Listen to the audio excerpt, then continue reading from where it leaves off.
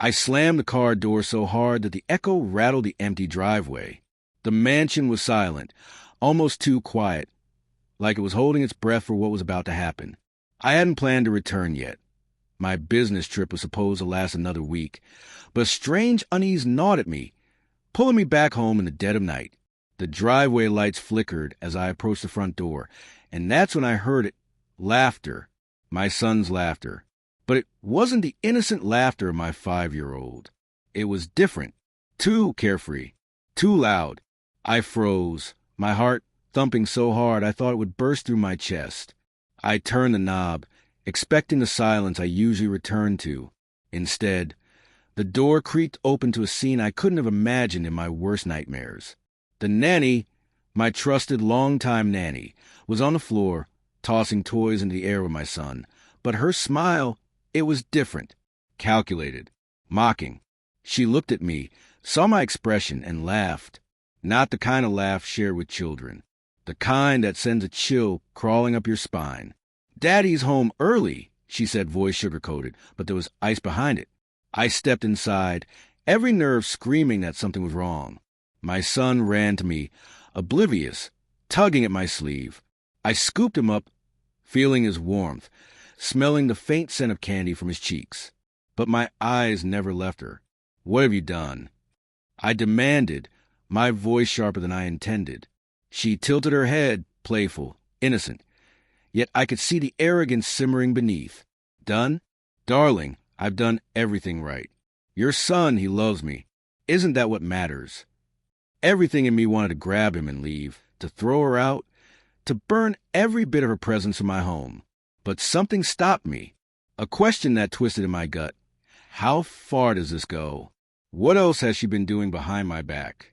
I remember the calls I had missed, the strange little messages my assistant had forwarded, rumors of late-night trips, mysterious packages arriving at the house, and whispered voices I thought I had imagined.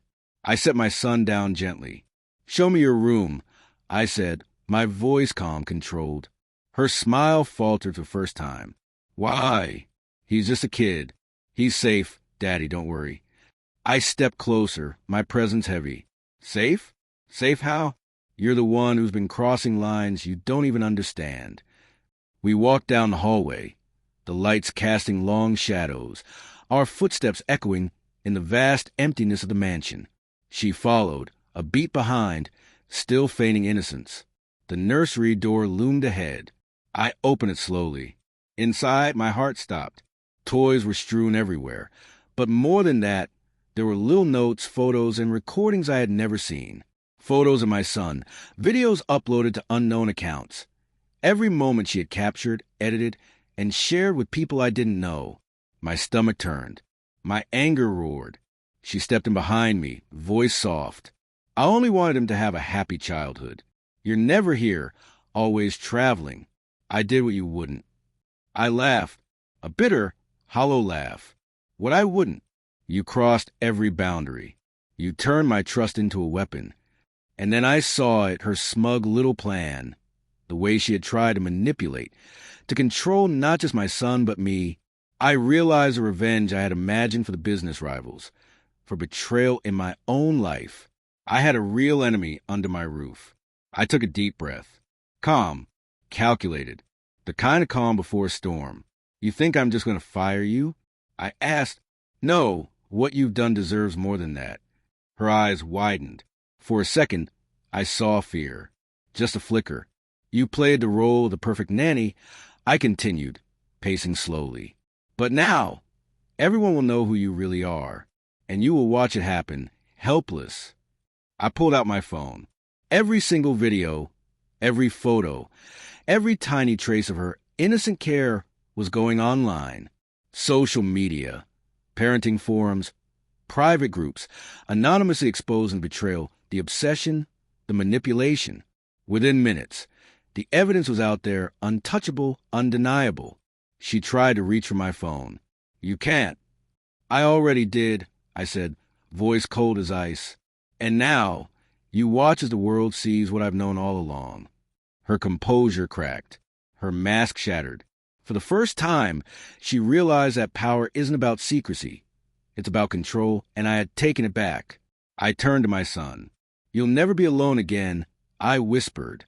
He hugged me, trusting me implicitly.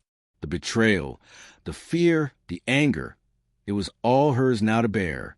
By the time the authorities came, she was broken, desperate, and utterly exposed. And I held my son, walked through the mansion that had felt alien for months, and finally breathed. Justice wasn't just about punishment. It was about reclaiming what's yours, the safety, the trust, and the life that someone else tried to steal.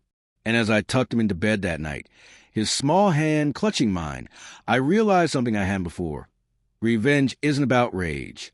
It's about restoring balance and watching the darkness that crept into your life shrink under the light of truth.